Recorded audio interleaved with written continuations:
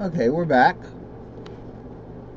So the interesting part about this chart is down here, and these are our reference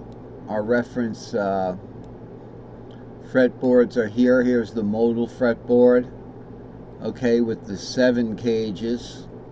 1, 2, 3, 4, 5, 6, 7. And notice on the E cage we are long enough here, say on the D cage rather, well, it's a long enough cage. These are the extended cages modal because not only can we do the 2, 3, 4, 5, 6, 7, root 2, 3, 4, 5, 6, 7, root 2, 3, 4, 5 and play away, or the cutout on the G string 4, 5, cut out to the 6th. Instead of 4, 5, 6, we just cut out to the 6th, which is the 4th string shape of the top, which is a repeat of the bottom. So the 4th of D is the G string shape, 6, 7 root, and then we can get back. So that's our missing string shape, whereas if we did play away, it'd be 3, 4, 5, then 6, 7 root. We wouldn't get that 6, 7 root, so in the cutout, but certainly in the tri-pentatonic. This is an extended cage that also covers the tri-pentatonic. 2, 3, 4, 5, 6, 7, root 2, 3, 4, 5, 6, 7, root 2, 3, 4. So in this instance, we can see that we can start out with, we have our, right in the middle now, well, my light is flickering a little bit. In the middle here, we have 5 root 3. Okay, that's our D-shaped root right there. That's why it's the D box.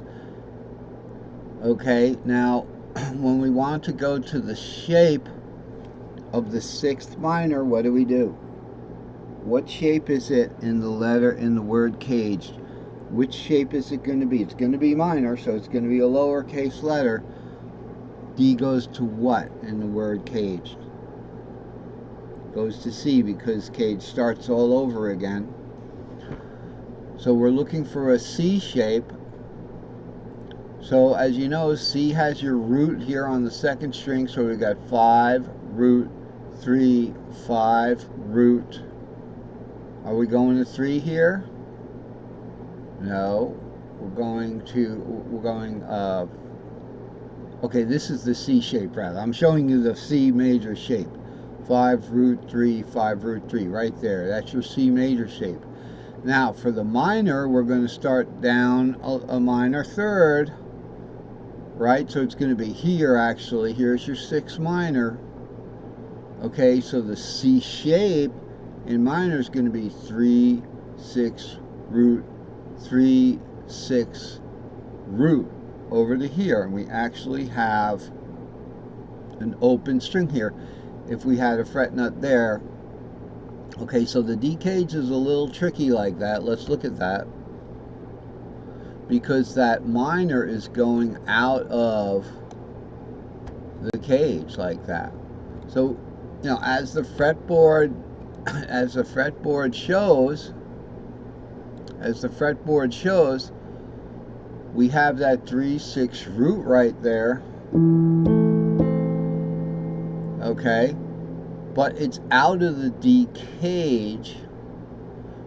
All right, because the D cage has a C minor shaped 6th, and that C minor shape would be 3, 6 root, 3, 6 root for the arpeggio, up to 3 again like that in the D cage. So you'd have to make a chord out of that, and then we go into a D minor shape here.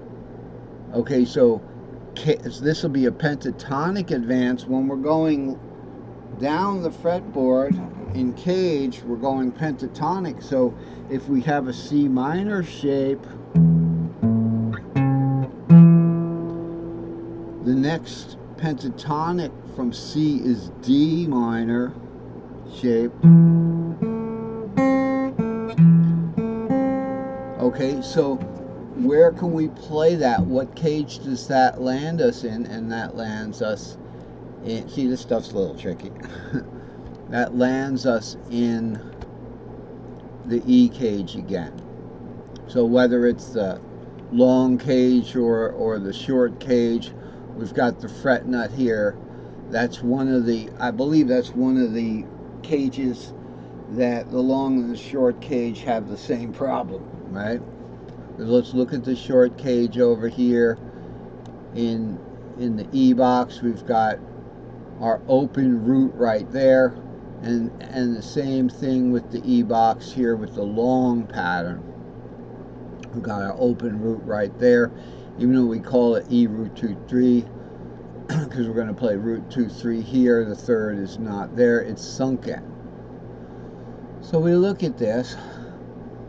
I should be covering the fifth first because it's more familiar, but we're on this topic of where do we find the D minor shaped sixth minor, and that is when we have the E major shaped, and we're in that E major shaped root E, and then A shaped fourth. Now the fifth is going to be C shaped. We can't get that, so we have to, since it's a seventh chord, we can add sevens in here. We can add the F, which in key of C, which is the seventh, and get a nice seventh chord there. Okay, and we can do things with that. We can do things with that seventh, such as we can use the root here instead of the 2.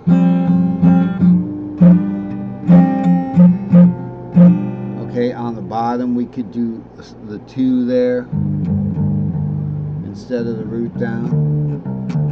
Same thing. Okay, now we have the 5, and we could do the 5 or the 4. That's why both of these are highlighted in white there.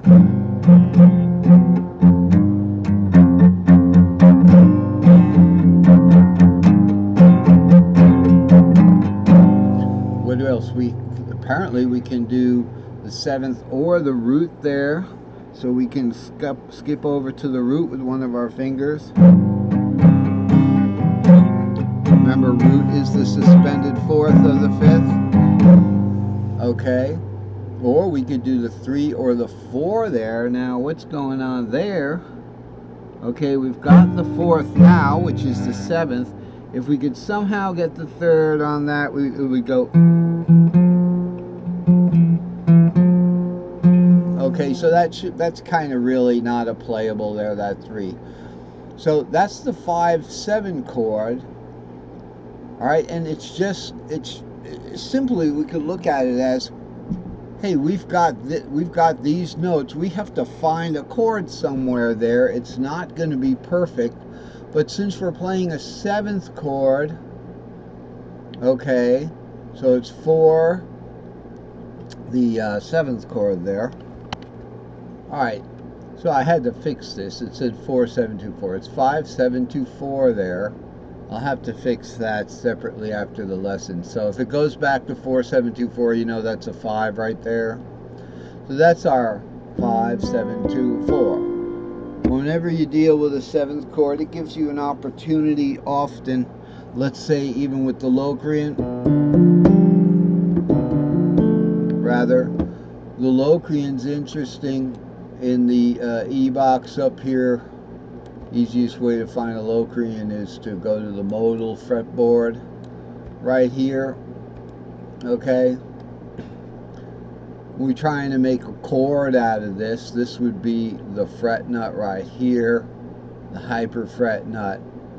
So as you know, Locrian 7-2-4-6. 6 would be its 7th. So you get a nice, nice